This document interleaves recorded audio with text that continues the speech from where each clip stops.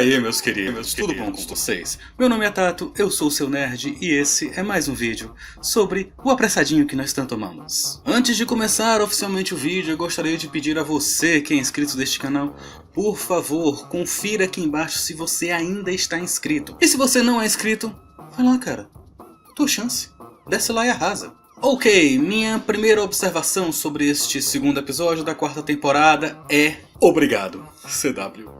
Muito obrigado. Cara, eu tava muito tenso com essa história de dramalhões desnecessários o tempo todo, sabe? E este episódio, realmente, a galera voltou a ser bem-humorada, temos um Flash bem-humorado de novo, o que honestamente é muito bom. Cara, o episódio foi divertido, foi leve, foi tranquilo, não teve...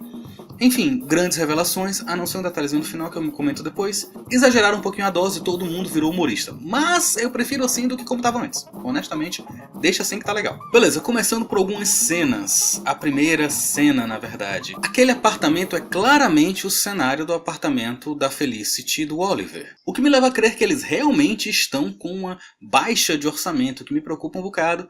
Porque isso costuma ser um mau sinal para as séries. E isso eu estou falando baseado nisso, nesse cenário, no fato do CGI no episódio anterior ter sido muito ruim. Então talvez eles estejam economizando até para um grande acontecimento que vai acontecer no futuro, que precisa de um grande orçamento. Mas está me preocupando um bocadinho, hein? E aí nós somos oficialmente apresentados ao vilão do episódio, que é o Kilgore. Bom, esse vilão existe nos quadrinhos e... obviamente com o mesmo nome, só que a origem dele é totalmente diferente. Ele é uma criatura alienígena, é uma criatura eletromecânica biológica. Nomezinho complicado, mas é o que tem escrito ali no negócio, então vamos dizer que é isso aí mesmo. E ele necessita de um hospedeiro. Nesse caso, eles mudaram para um algoritmo de um aplicativo e um cara que de alguma forma assimilou isso nele. Enfim. Depois temos uma referência muito legal ao filme Negócio Arriscado. Enfim, aquela ceninha que o Flash dança lá, de cueca e tal. É uma referência clara, inclusive usam a mesma música, né? Que é o Old Time Rock and Roll, do Bob Seger. E eu pela primeira vez realmente invejei os poderes do Flash. Não que eu não quisesse antes, mas... cara, ele poder assistir os episódios 1000 vezes mais rápido me deixou com uma invejinha pesada. Vocês não? E aí entra uma figura que eu fiquei pensando, cara, quem é esse brother aí no fundo? Eu demorei a identificar o Wally, aquele cabelinho ficou muito estranho. E ele faz uma voz estranha no episódio, vocês perceberam?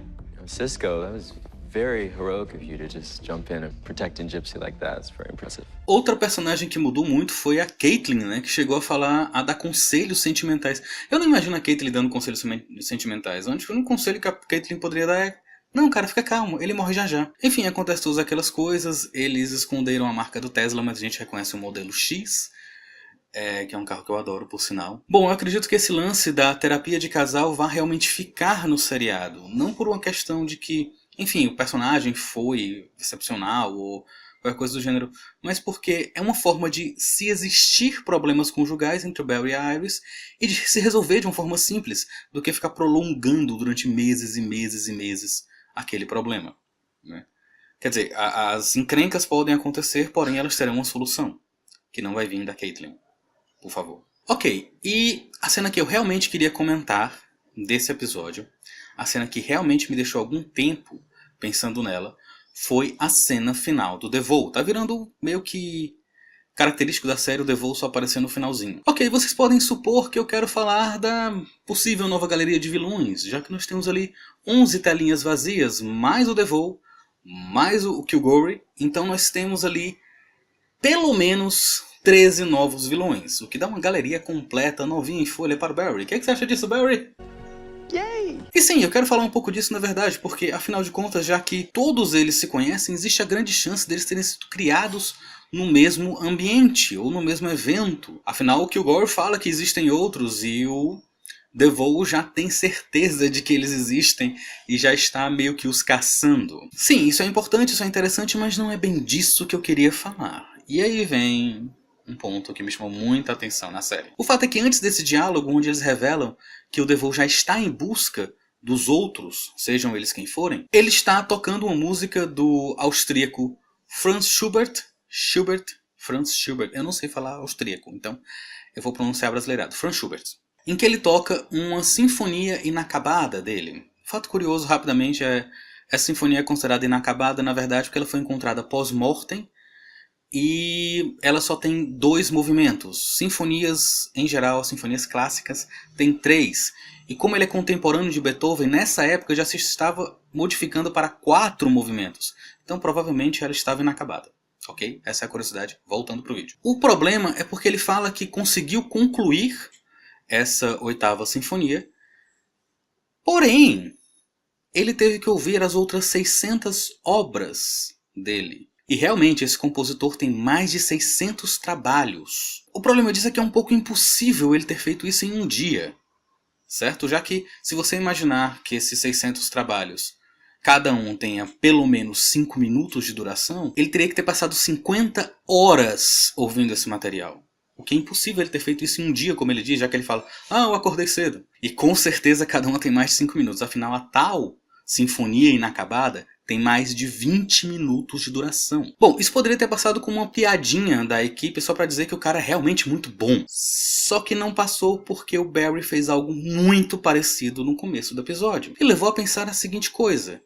Será que os poderes do DeVoe têm alguma relação com a força de aceleração? Será que o poder dele não é simplesmente uma mente super acelerada? Será que a tempestade da força criou seres superpoderosos, porém não velocistas?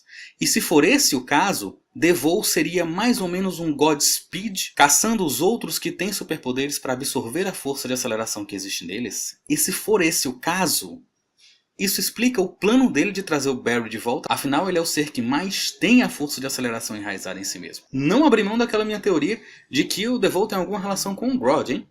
Não abri mão mesmo, eu acredito nisso daí.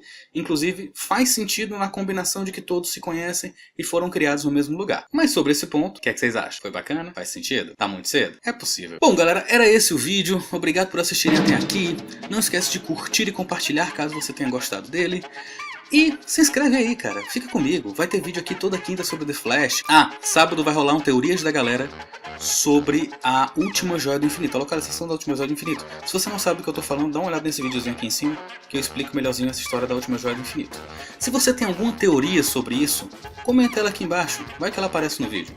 Belezinha? Era isso, galera. Obrigado e paz.